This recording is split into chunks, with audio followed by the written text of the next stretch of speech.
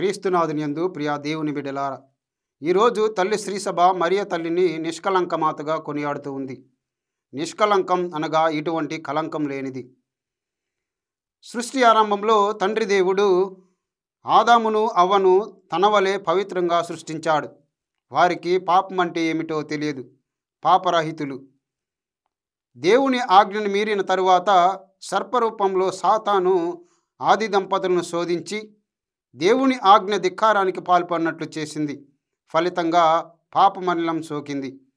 అప్పటి నుండి మానవ జాతికంతటికి జన్మ పాపం సంక్రమించింది. మరో స్త్రీ ద్వారా విమోచన కలుగుతుందని దేవుడు సెలవిచ్చినాడు. స్త్రీ సంతతికి సర్ప సంతతికి తీరని వైరం కలుగుతుందని ఆదికాండం 3వ అధ్యాయం 15వ వచనంలో తెలియజేశాడు. ఆ స్త్రీకి పాపమలినం సోకనివ్వకుండా ఆమెను తనలానే పరమ పవిత్రాలుగా జన్మింప చేస్తానని దేవుడు ప్రణాళికను సిద్ధపరిచాడు. ఏ స్త్రీ గర్భము ద్వారా తన దివ్య కుమారుణ్ణి ఈ లోక రక్షణార్థం ఈ లోకానికి పంపాలనుకున్నారో ముందస్తుగానే ఆ రక్షణ ఫలాన్ని ఆ స్త్రీ అయిన మరియమ్మకు సంక్రమింప చేశాడని చెప్పడంలో ఎటువంటి ఆశ్చర్యము లేదు. దేవుడు సర్వశక్తిమంతుడు, నాడు నేడు నిరంతరము ఒకే రీతిగా ఉన్నాడు. ఆయన మరియమ్మకు జన్మ పాపం సోకనివ్వకుండా పొందుపరిచాడు. ఆ కారణంగా మరియ తల్లిని అమలోద్భవి మాత, జన్మ పాప రహితోద్భవి, నిర్మల మాత, పరమపావని, నిష్కలంక మాతగా కొనియాడబడుతూ ఉంది.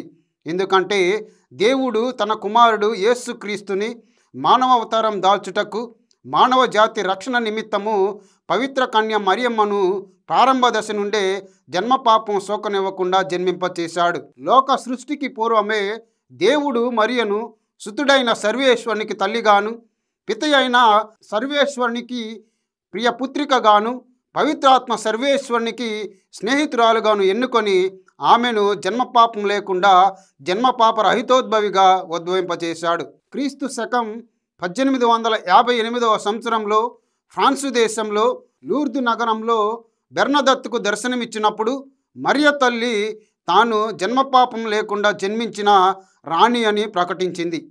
అవిధేయత వలన దేవుని సాన్నిధ్యం కోల్పోయిన ఏవమ్మ యొక్క ప్రతిబింబంగా మరియ తల్లి నూతన నిబంధనలో దేవుని చిత్తాన్ని విధేయించి సాక్షాత్తు క్రీస్తునాథుని తన గర్భంలో మోసి దైవాన్ని ఈ లోకానికి పరిచయం చేసింది.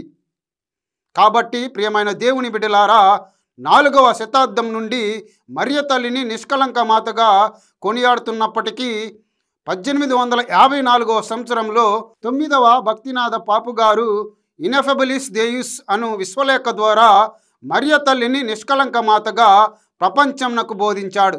అప్పటి నుండి కథోలిక శ్రీ సభ మరియ తల్లిని నిష్కలంక మాతగా డిసెంబర్ 8వ తేదీన జరుపుకుంటూ ఉంది. కాబట్టి ప్రియమైన దేవుని బిడ్డలారా, మరియ తల్లి యొక్క ఔన్నత్యాన్ని తెలుసుకొని ఆ తల్లి యొక్క మధ్యస్థ ప్రార్థన ద్వారా దేవుణ్ణి చేరుకునే శక్తిని మనకు దయచేయమని ప్రార్థన చేసుకుందాం.